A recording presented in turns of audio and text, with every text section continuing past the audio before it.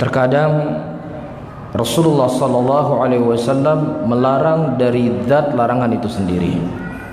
Misalnya larangan berbuat syirik, larangan berbuat zina, larangan untuk membunuh. Dan bersama dengan itu, syariat juga datang kepada kita jalan-jalan menuju zina apa saja, sehingga kita berusaha untuk menjauhi. Ya, sebab-sebab atau jalan-jalan yang seseorang akan terjatuh kepada kekufuran, kepada kesyirikan apa saja. Dan itu semuanya sudah dijelaskan oleh baginda Rasulullah sallallahu alaihi wasallam. Contoh misalnya masalah zina. Allah Subhanahu wa taala telah menyebutkan dalam Al-Qur'an, "Wala taqrabuz zina, innahu kana fahishatan wa sa'a sabila." Dan jangan pernah kalian mendekati zina, karena zina itu merupakan perbuatan yang sangat jelek. Larangan dari zina itu sendiri. Ya, dan juga datang jalan-jalan yang akan menuju kepada perzinaan. Ya, apa misalnya? Memandang atau melihat wanita yang bukan mahramnya, itu dilarang dalam syariat. Ya, misalnya Allah Subhanahu wa taala mengatakan dalam Al-Qur'an, "Kullil mu'minin yaghuddu min absarihim wa yahfadhu furujahum." Katakanlah kepada kaum mukminin untuk mereka menundukkan pandangan-pandangan mereka dari bukan mahram mereka. Wa yahfadhu furujahum, dan hendaknya mereka menjaga kemaluan-kemaluan mereka. Kenapa kita dilarang oleh Allah Subhanahu wa taala untuk memandang wanita yang bukan mahram kita? Karena ini jalan menuju kepada perzinaan.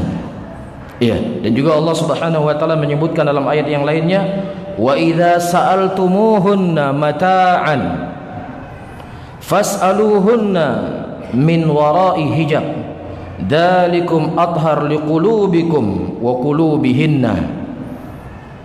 Kata Allah, apabila engkau meminta kepada mereka, mereka ini adalah istri-istri Nabi, sebuah permintaan, maka mintalah permintaan tersebut di balik hijab, ada sitar. Karena itu kata Allah Subhanahu wa taala akan lebih mensucikan kalian dan juga lebih mensucikan hati mereka. Kita ketahui istri-istri Nabi sallallahu alaihi wasallam adalah wanita-wanita suci, wanita-wanita yang mulia, wanita-wanita yang jauh dari dosa dan maksiat.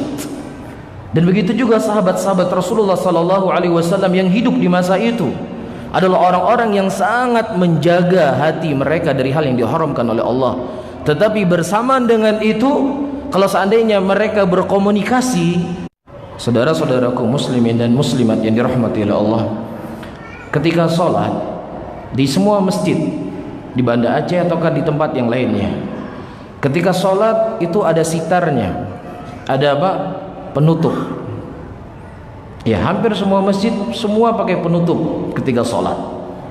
Kita ketahui ketika kita sholat kita tidak saling berhadapan. Ya, kita akan menuju kepada satu titik, menuju kepada satu arah. Dan setiap kita sibuk dengan bacaan-bacaan dalam sholat, pasti ya akan sedikit ada pikiran macam-macam.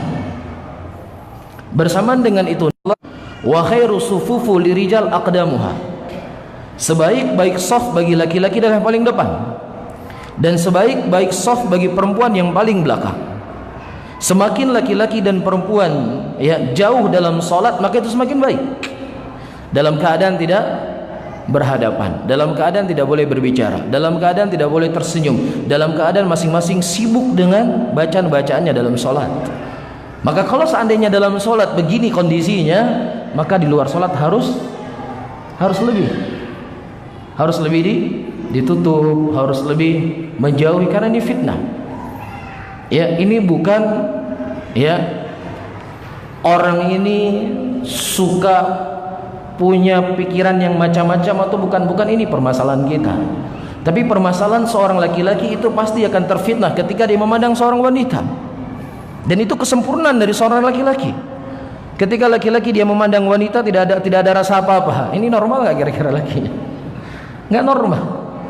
Nabi kita Muhammad sallallahu alaihi wasallam, laki-laki yang paling sempurna di muka bumi ini, orang yang paling bertakwa, yang paling bersih hatinya.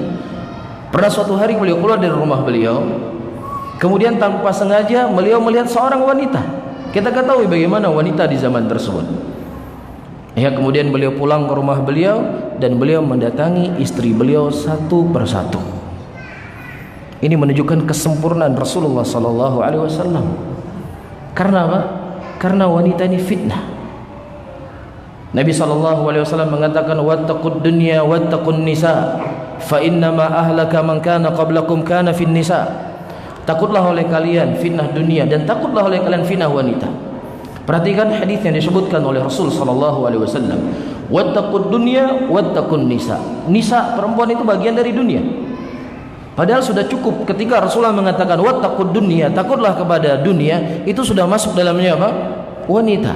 Tetapi Rasulullah sallallahu alaihi wasallam mengulang lagi. Karena apa? Karena fitnah wanita ini merupakan fitnah yang sangat besar bagi seorang laki-laki. Nah, kita kembali kepada asal yang saya sebutkan tadi. Dalam sholat saja, semakin seseorang itu jauh dari perempuan semakin baik. Maka tentunya secara kias apa? Di luar sholat harus lebih dijaga. Ya, karena ini akan mengantarkan kepada perzinaan. Nah, begitu juga dalam pembahasan syirik. Ya, syirik merupakan dosa yang paling besar. Kita ketahui semuanya. Orang yang mati dalam keadaan kesyirikan tidak akan pernah mencium yang namanya surga. Innahu may yusyrik billah faqad harramallahu alaihi aljannah wa ma'wahu an-nar wa ma lidh-dhalimin min ansar. Sesungguhnya barang siapa yang seseorang berbuat syirik kepada Allah, akan diharamkan baginya surga dan dia akan masuk ke dalam neraka selama-lamanya dan tidak ada penolong bagi orang yang berbuat kesyirikan. Rasulullah telah menjelaskan kepada kita jalan-jalan apa saja yang akan mengantarkan seseorang ke dalam kesyirikan. Nah, inilah yang menjadi pembahasan kita malam ini. Ya, di antara sebab atau di antara jalan yang akan mengantarkan seseorang ke dalam kesyirikan adalah sifat ghulu, sikap berlebih-lebihan kepada orang saleh. Dan sudah menjadi sesuatu yang maklum dalam kehidupan kita. Apa saja yang itu berlebih-lebihan, yang asalnya baik itu pasti akan jelek. Sepakat atau tidak? Gula ini baik nggak buat tubuh kita? Baik untuk tenaga. Tapi kalau seandainya seseorang kebanyakan gula, bisa kena darah manis. Makan daging, bagus nggak tubuh kita? Bagus. Tapi kalau seandainya terlalu banyak makan daging, jadi mudarat. Minum air putih, bagus nggak? Bagus. Tapi kalau seandainya satu hari puluhan liter dia minum air putih, juga merusak. Nah, begitu juga dalam permasalahan kecintaan kita kepada orang saleh, yang apabila itu berlebih-lebihan akan membuat dampak yang jelek bagi agama seseorang. Oleh karena itu, ayyuhal ikhwah rahimani wa rahimakumullah, manusia di dalam memandang orang saleh sebagaimana disebutkan oleh Syekh rahimahullahu taala di sini dibagi menjadi tiga. Aqsamun nasi fis salihin. Kata Syekh rahimahullah, aqsamun nas fis salihin, pembagian manusia di dalam menyikapi orang saleh. Yang pertama, ahlul ghulu atau ahlul jafa, alladzina yubghiduna huquqahum wa la yaqumuna haqqahum. Yang pertama, ahlul jafa. Siapa itu?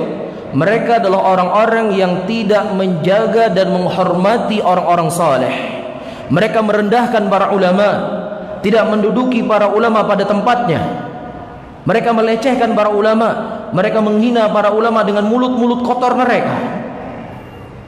Inilah sebuah pencelaan terhadap syariat Allah Subhanahu wa taala. Kenapa? Karena Allah Subhanahu wa taala menyebutkan dari sekian banyak ayat Al-Qur'an memuji orang saleh, memuji para ulama. Di antaranya sifat-sifat mukminin yang Allah Subhanahu wa taala sebutkan dalam Al-Qur'an. Walladzina ja'u min ba'dihim yaquluna rabbana ighfir lana wa li ikhwanina alladzina sabaquna bil iman wa la taj'al fi qulubina ghillal ladzina amanu rabbana innaka raufur rahim. Allah menyebutkan sifat-sifat orang-orang beriman. Bagaimana sifat mereka? Sifat mereka walladzina ja'u min ba'dihim, orang-orang yang datang setelah datangnya para sahabat Nabi sallallahu alaihi wasallam dari kalangan rausus salihin. Pemimpinnya para saleh kan orang sahabat Rasulullah. Orang-orang yang datang setelah datang para sahabat Nabi sallallahu alaihi wasallam, yaqulun, mereka berkata, rabbana ighfir lana, ya Rabb kami ampunilah dosa-dosa kami, dan juga kepada saudara-saudara kami yang dahulunya mereka telah beriman. Wala taj'al fi qulubina ghillal ladzina amanu, dan jangan pernah engkau tanamkan dalam hati kami ya Allah kebencian kepada orang-orang soleh tersebut. Jangan engkau tanamkan kebencian kami kepada para ulama, jauhi itu dari kami ya Allah. Ini sifat-sifat orang beriman, dan ini diantara dalil cinta kepada para ulama adalah bagian dari keimanan. Bagaimana kita tidak cinta mereka? Dari sekian banyak manusia yang ada di muka bumi ini, hanya ulama yang Allah Subhanahu wa taala sebutkan di dalam Al-Qur'an yang mereka mempersaksikan sesuatu yang sangat agung bersama para malaikat. Allah katakan dalam Al-Qur'an, syahidallahu annahu la ilaha illahu wal malaikatu wa ulul ilmi qa'iman bil qist. Syahidallah, Allah mempersaksikan annahu la ilaha illahu, tidak ada sesuatu yang disembah secara hak kecuali hanya Dia, Allah. Dan juga para malaikat, mereka mempersaksikan apa yang dipersaksikan oleh Allah Subhanahu wa taala kepada kalimat tauhid. Wa ulul ilmi, dan juga para ulama, mereka mempersaksikan ini sebagaimana para malaikat mempersaksikan. Kata Ibnul Qayyim rahimahullah, seperti yang telah saya singgung tadi, ya, dari sekian banyak manusia di muka bumi ini, hanya ulama yang Allah Subhanahu wa taala pilih penyebutannya. Dan juga Allah Subhanahu wa taala menyebutkan dalam ayat yang lainnya, innama yakhsyallaha min ibadil ulama, hanya saja orang-orang yang memiliki rasa takut kepada Allah Subhanahu wa taala para ulama. Ya, dan juga dalam ayat yang lain Allah Subhanahu wa taala mengatakan, fas'alu ahla dzikri in kuntum la ta'lamun. Tanyakanlah kepada para ulama apabila kalian tidak mengerti dan tahu urusan agama kalian. Dan juga dalam ayat yang lain Allah Subhanahu wa taala mengatakan, idza ja'ahum amru minal amni awil khaufi adza'u bih walau rudduhu ila rasuli wa ila uli amri minhum la'allimahu alladhina yastanbitunahu minhum. Ketika datang kepada mereka perkara keamanan dan ketakutan, dan kalau seandainya mereka tidak langsung menyebarkannya, tetapi dikembalikan kepada Allah dan dikembalikan kepada para ulama, niscaya para ulama akan menduduki sesuatu itu pada tempat-tempatnya. Hanya ulama yang Allah sebutkan. Ini menunjukkan kemuliaan dan keagungan mereka. Nah, sementara orang-orang ahlul jafa, mereka membenci para ulama. Iya, mereka menghina para ulama, mereka menjatuhkan kedudukan para ulama. Iya, ini golongan yang pertama. Golongan yang kedua, al-ghulu. Ya, berbalik 180 derajat dari golongan pertama tadi. Kalau golongan pertama tadi menjatuhkan kedudukan para ulama, golongan yang kedua mereka memposisikan ulama seakan-akan seperti posisinya Rasulullah sallallahu alaihi wasallam. Bahkan terkadang mereka memposisikan ulama di atas posisinya Rasul sallallahu alaihi wasallam. Ini keliru. Ini keliru. Ini salah. Kita tidak boleh terlalu fanatik kepada seseorang. Kita hanya boleh fanatik kepada Nabi Muhammad sallallahu alaihi wasallam. Naam, kita mencintai para ulama, tetapi dengan kecintaan yang benar. Ya, dengan kecintaan yang benar. Sehingga yang ketiga disebutkan oleh Syekh rahimahullah adalah ahlul wasat, ahlul haq. Orang yang berada di tengah. Mereka mencintai para ulama, menjaga hak-hak mereka, mendoakan kebaikan kepada mereka, dan menjaga lisan mereka dari ulama. Tetapi mereka tidak meyakini ulama itu maksum. Ya, ulama itu maksum, tidak ada kekeliruan, tidak ada salah, semua ucapannya harus diambil, semua ucapannya harus diikuti, tidak. Ya, bukankah Nabi SAW menyebutkan hadis dari Abdullah bin Amr bin As, apabila seorang hakim itu berijtihad, apabila dia benar mendapatkan 2 pahala, apabila dia salah dia mendapatkan apa? 1 pahala. Rasulullah SAW menyebutkan dalam hadis ini mujtahid, seorang yang berijtihad. Siapa itu yang berijtihad? Para ulama. Oleh karena itu kata Imam Malik rahimahullah yang sudah sering kita dengar, ya, al-qaul yuqbal wa yurad ila sahibu hadzal qubur. Ucapan itu bisa diambil dan bisa ditolak kecuali pemilik kubur ini. Siapa itu? Nabi Muhammad sallallahu alaihi wasallam. Dan kita berdoa dan memohon kepada Allah Subhanahu wa taala agar Allah Subhanahu wa taala menjadikan kita ahlul wasat, orang yang ada di tengah-tengah, tidak seperti golongan yang pertama dan tidak seperti golongan yang kedua. Kita mencintai para ulama, memuliakan mereka, menjaga hak-hak mereka, menjaga lisan kita dari mereka, tetapi kita tidak mengatakan mereka itu maksum, tidak pernah berbuat dari kekeliruan dan kesalahan sehingga ucapannya semuanya diikuti. Ini salah. Bahkan Al-Imam Nawawi rahimahullah, kita ketahui beliau adalah seorang ulama Syafi'iyah. Ya, tidak ada satupun perselisihan mungkin di kalangan para ulama kalau Imam Nawawi seorang ulama Syafi'iyah. Disebutkan oleh Ibnu di dalam kitab Matan Takrib, ya kitabnya Syarah Ibnu Suja' yang disyarah oleh Ibnu Al-Qasim, ketika Ibnu Suja' membahas dalam kitab beliau tentang sebuah permasalahan yang beliau sebutkan dalam kitab tersebut. Apakah orang yang berpuasa dibolehkan untuk membersihkan giginya setelah zawal? Ya, Ibnu Suja' menyebutkan apa? Mazhab Syafi'iyah itu makruh hukumnya. Makruh hukumnya bagi orang yang berpuasa untuk bersiwak atau membersihkan gigi setelah zawal. Iya, dan yang ajaibnya ayyuhal ikhwah rahimani wa rahimakumullah, ketika Ibnu Al-Qasim mensyarah kitab ini, beliau mengatakan adapun Al-Imam Nawawi rahimahullah, beliau memandang ini tidak makruh secara mutlak, dibolehkan. Karena Imam Nawawi rahimahullah berpendapat tidak ada dalil yang mengatakan makruhnya ya bersiwak di bulan Ramadan atau di bulan yang lainnya bagi orang yang berpuasa.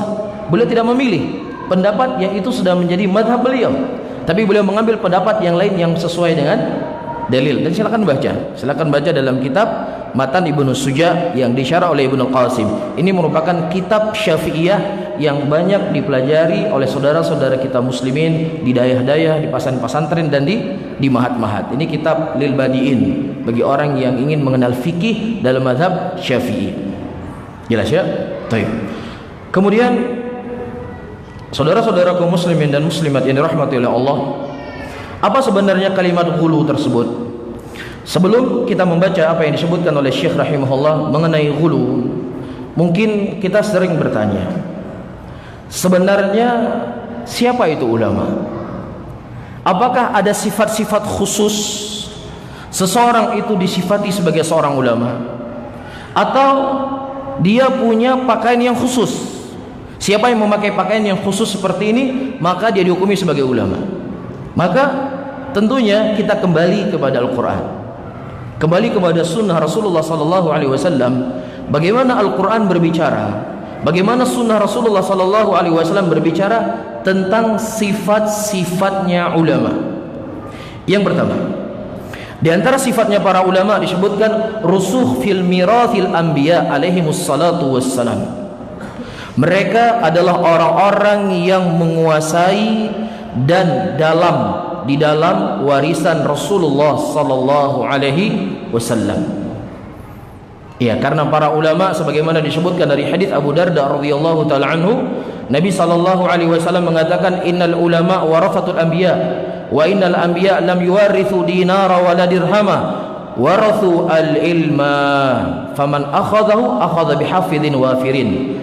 Kata Nabi SAW, sesungguhnya para ulama itulah pewarisnya para nabi, dan sesungguhnya para nabi tidaklah mewariskan dinar dan dirham. Dan barang siapa, dan sesungguhnya mereka para nabi telah mewariskan ilmu, dan siapa yang mengambil bagian yang banyak dari ilmu tersebut, maka dia telah mendapatkan warisan yang sangat banyak dari Nabi Muhammad SAW. Ini sifat mereka, rusukh dalam memahami Al-Quran dan Sunnah. Oleh karena itu kita dapatkan riwayat dari Imam Ahmad rahimahullah, beliau mengatakan hafidtu alaf hadis, saya menghafal 1.000.000 hadis. Iya, ini dalil, bukti Imam Ahmad adalah seorang alim rabbani dalam menguasai ilmu apa? Pewaris dari Nabi SAW. Dan juga disebutkan dari Al-Imam Bukhari rahimahullah, hafidtu mi'ata halif hadis sahih, aku menghafal 200.000 hadis sahih. 200.000 hadis yang dihafal oleh Imam Bukhari. Hanya sekitar 5.000 yang beliau masukkan dalam Sahih Bukhari.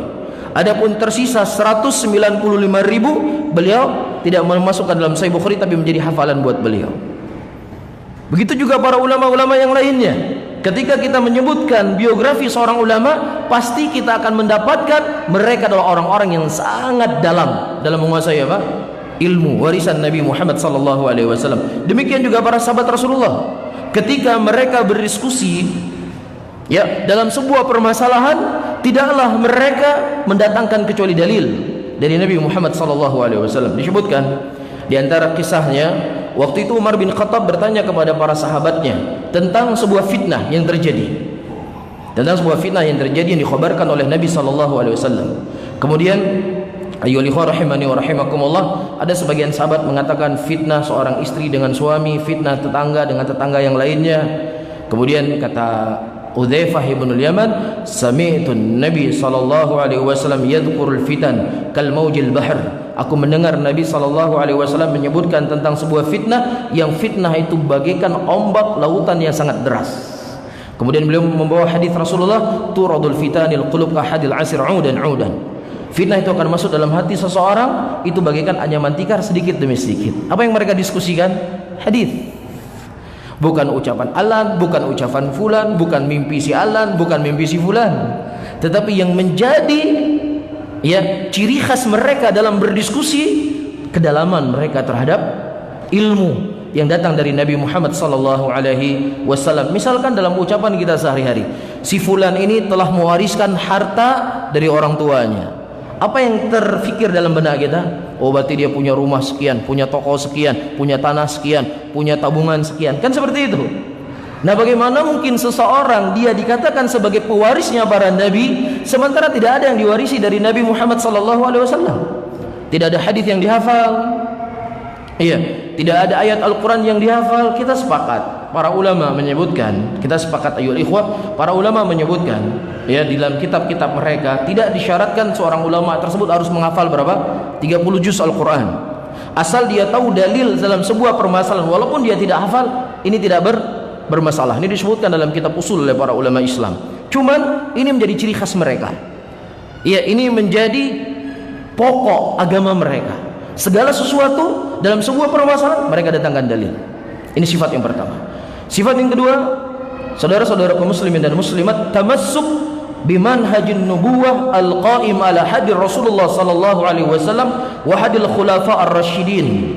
Ya, mereka adalah orang-orang yang berpegang teguh di atas manhajnya Rasulullah sallallahu alaihi wasallam, di atas jalannya para khulafa ar-rasyidin, dan mereka adalah orang-orang yang menjauhi perkara-perkara yang baru dalam agama ini. Iya, mereka mensucikan diri mereka untuk beribadah hanya kepada Allah dan mensucikan pengikutan mereka hanya kepada Nabi Muhammad sallallahu alaihi wasallam. Dan sifat mereka ini disebutkan oleh Nabi sallallahu alaihi wasallam dari hadis Irbad ibnu Sariyah radhiyallahu taala anhu yang dikeluarkan oleh Al-Imam Abu Daud dalam sunannya, disesuaikan oleh Syekh Albani. Nabi mengatakan, fa'alaikum bisunnati wa sunnatil khulafa'ir rasyidin al-mahdiyyin tamassaku 'alaiha bin nawajid wa iyyakum wa muhdatsatil umur fa inna kulla muhdatsatin bidah wa kulla bidatin dhalalah.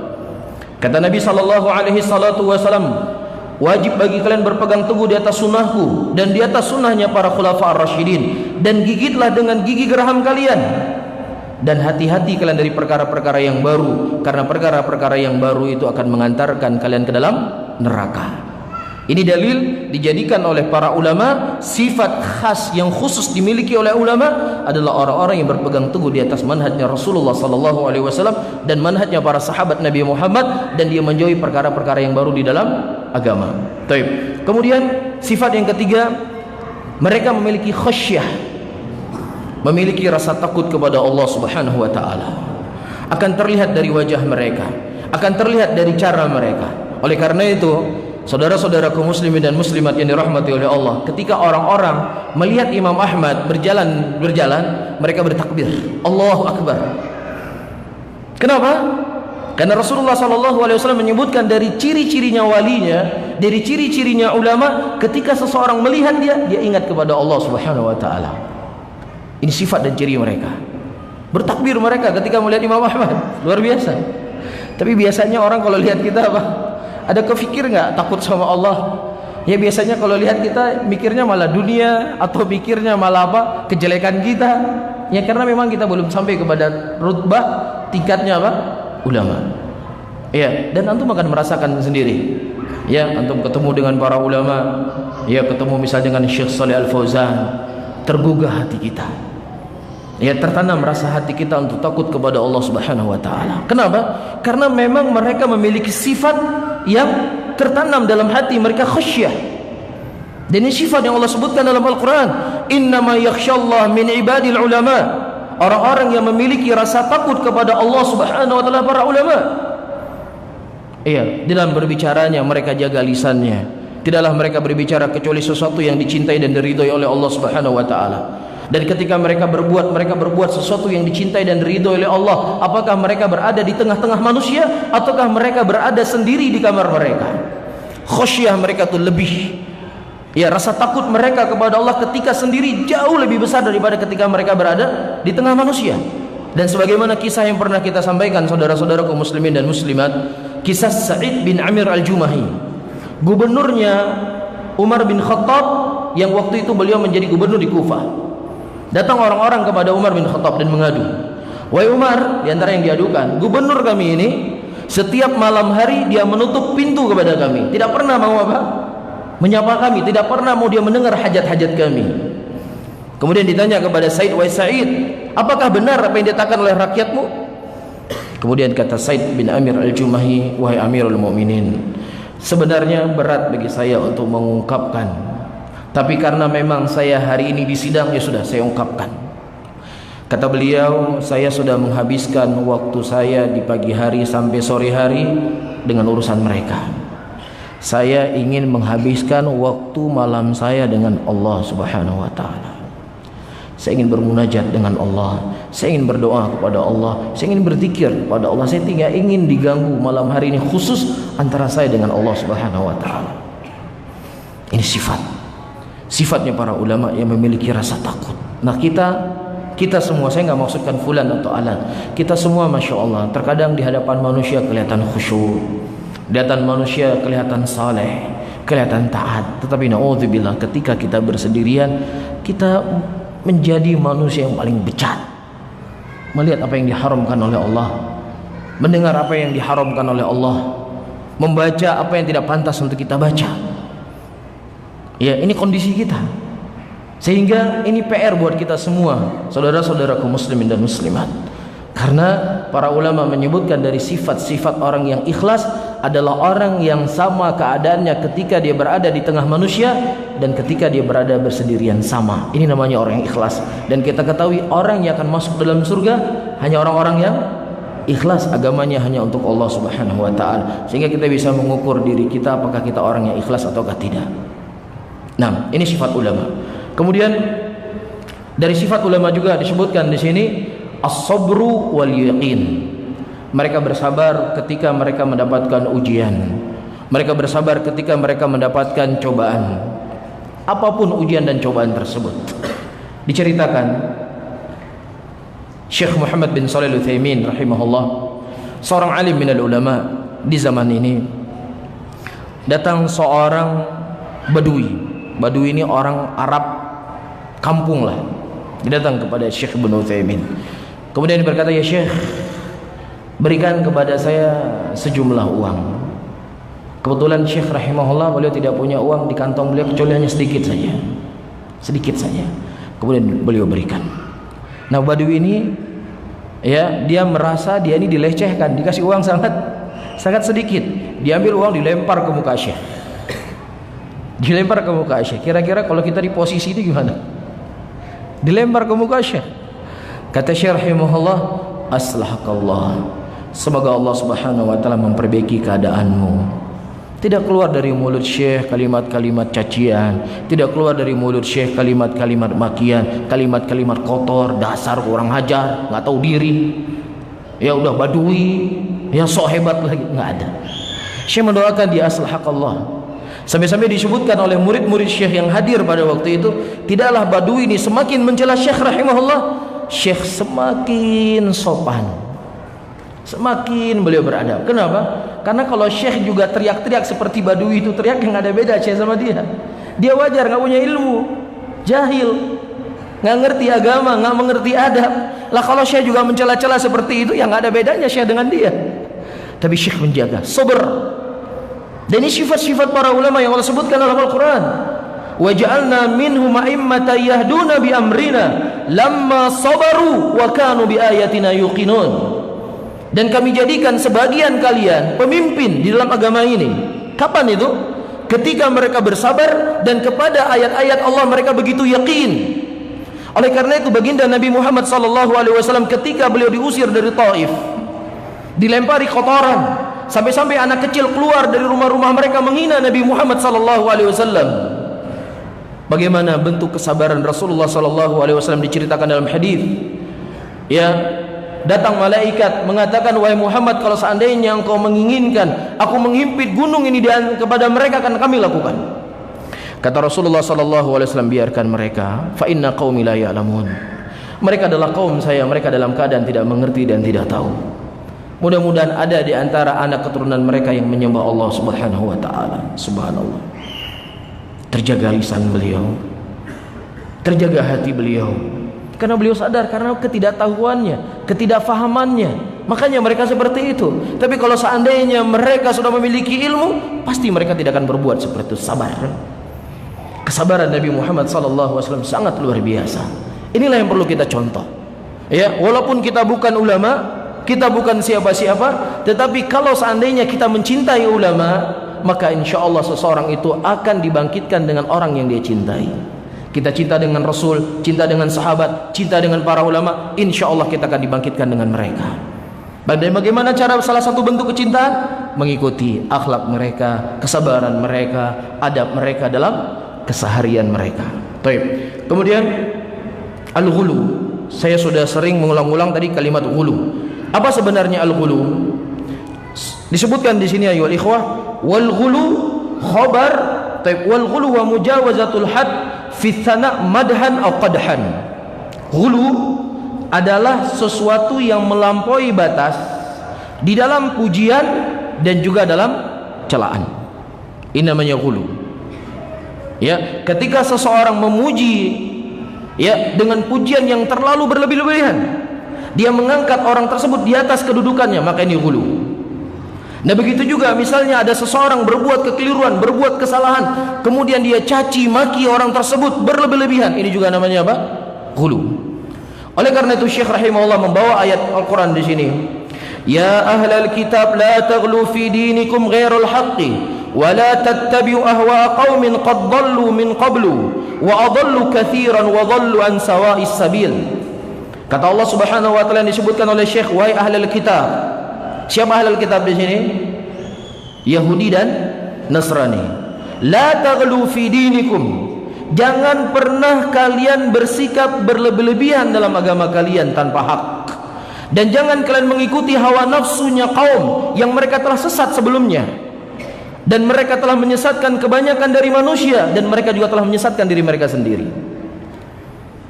Iya, dari sisi mana sikap gulunya ahlul kitab? Kita ketahui ahlul kitab, saya ulangi kembali, Yahudi dan Nasrani. Bagaimana sikap gulunya orang Nasrani? Sikap gulunya Nasrani kepada orang saleh, saking mereka cinta kepada Nabi Isa alaihissalam, mereka mengangkat Nabi Isa sebagai anaknya Tuhan. Ini sikap gulu. Ya, sikap berlebih-lebihan. Oleh karena itu Allah Subhanahu wa taala menyebutkan sebuah ayat dalam Al-Quran, ruhbaniyatun ibtada'uha ma katabna alaihim illa ibtigha'a ridwanillah. Ruhbaniyah, kerahiban yang dibuat oleh orang-orang Nasrani yang sampai mereka meyakini Nabi Isa sebagai anaknya Tuhan, ya, sebuah perkara yang baru, sebuah perkara yang tidak pernah diturunkan kepada mereka dalil. Tetapi bersamaan dengan itu kata Allah, mereka mengharapkan itu semua adalah ridhonya Allah Subhanahu wa taala. Sadar enggak orang Nasrani kalau mereka hulu kepada Nabi Isa? Kalau kita tanya kepada Nasrani, wahai Nasrani, ketika engkau mengatakan Nabi Isa sebagai anaknya Tuhan, apakah engkau ingin melecehkan Allah? Apakah engkau ingin menjatuhkan kedudukan Allah? Tidak. Mereka jawab pasti tidak. Kami mencintai Allah, kami memuliakan Allah, kami memuliakan Nabi Isa. Tetapi cara mereka memuliakan Nabi Isa, mengangkat Nabi Isa sebagai anaknya Tuhan. Makanya Nabi kita Muhammad SAW ketika beliau membaca ayat Al-Quran, kana yakulani ta'am. Dulu Isa dan ibunya makan makanan. Mereka itu bukan Tuhan, mereka itu manusia. Nah, kalau Tuhan tidak butuh makanan, tapi Isa dan Maria dan ibunya makan makanan. Apa yang kemudian dituduh oleh orang musyrikin Quraisy pada waktu itu kepada Rasulullah? Muhammad ini sudah melecehkan agama Nasrani. Muhammad ini sudah melecehkan Nabi Isa. Ini tuduhan mereka. Kalla ayyuhal hadirun yang dirahmati oleh Allah, tidak pernah sekalipun Nabi kita Muhammad sallallahu alaihi wasallam melecehkan Nabi Isa. Beliau sangat memuliakan dan mengagungkan Nabi Isa. Tetapi beliau ingin memposisikan Nabi Isa pada tempatnya. Beliau seorang nabi, seorang rasul, bukan sebagai Tuhan yang disembah selain Allah Subhanahu wa taala. Ini maksudnya Nabi. Nah, demikian juga dalam kehidupan kita sehari-hari hari ini. Ketika kita berusaha untuk mengembalikan diri kita, keluarga kita dan masyarakat muslimin, ya, untuk mencintai para ulama dengan cinta yang benar, selalu nanti akan ditafsirkan begini, begini, dan begini. Dan ini sudah terjadi, sudah dituduhkan kepada Nabi kita Muhammad sallallahu alaihi wasallam. Iya. Kemudian Yahudi, dari sisi mana Yahudi mereka adalah orang-orang yang ghulu? Karena mereka mengatakan Isa itu sebagai anak zina, Maryam itu sebagai penzina, berbalik 180 derajat. Ya, ghulu, berlebih-lebihan di dalam mencela, ya, berlebih-lebihan di dalam memposisikan seseorang. Ini keliru, ini salah. Ya, dan inilah kesimpulan apa yang saya sebutkan tadi, jenis manusia dalam memahami orang-orang saleh. Ya, oleh karena itu mungkin saya pernah cerita sama antum, ini sudah menjadi akhlak Yahudi memang. Akhlak Yahudi dari zaman dahulu sampai zaman sekarang, mereka tidak pernah mau bersikap adil di dalam menyikapi seseorang, apalagi ketika itu menyelisih dari keyakinan mereka. Di kota Madinah ada seorang pendeta Yahudi masuk Islam. Ya, masuk Islam. Kemudian pendeta Yahudi namanya Abdullah bin Salam. Dia sampaikan kepada Rasulullah, ya Rasulullah, jangan pernah engkau ceritakan kepada Yahudi keislamannya aku sampai aku memberitahu kepada engkau. Sampailah harinya Rasulullah mengundang orang-orang Yahudi ke rumah beliau. Dan Abdullah bin Salam bersembunyi di salah satu ruangan di rumah Rasulullah. Kemudian Rasulullah bertanya kepada Yahudi, setelah didakwahi oleh Rasulullah untuk mengajak mereka kepada Islam, meninggalkan sikap ghulu mereka, sikap berlebih-lebihan mereka. Kemudian Rasulullah berkata, bagaimana pendapat kalian tentang Abdullah bin Salam? Kemudian kata orang-orang Yahudi ini, huwa alimuna wa benu alimina, dia itu ulamanya kami dan anaknya ulama kami. Segala pujian yang indah, ya, disematkan atau dinisbatkan kepada Abdullah bin Salam, karena itu pendeta mereka. Kemudian kata Rasulullah, bagaimana pendapat kalian kalau seandainya Abdullah bin Salam masuk Islam? Enggak mungkin dia masuk Islam, enggak mungkin dia masuk kepada agama kamu ini wahai Muhammad. Dia itu orang yang paling terbaik dari kalangan kami, enggak mungkin. Kemudian keluar Abdullah bin Salam dan kemudian berkata, wahai ma'syaral Yahudi, takutlah kamu kepada Allah. Takutlah kamu kepada Allah. Sesungguhnya inilah Nabi yang telah aku baca kepada kalian dari kitab Taurat dan aku sudah beriman kepadanya. Apa kata Yahudi kemudian? Anta jahiluna wa benu jahilina, ente orang yang paling goblok dari kalangan kami dan anaknya yang paling goblok dari kalangan kami. Ente pendusta, cacian makian disematkan kepada Abdullah bin Salam yang tadinya baru saja dipuji. Kenapa? Karena tidak lagi sesuai berjalan di atas jalannya, karena tidak lagi sependapat dengan pendapat mereka.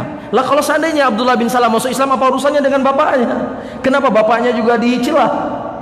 Ini sikap Yahudi.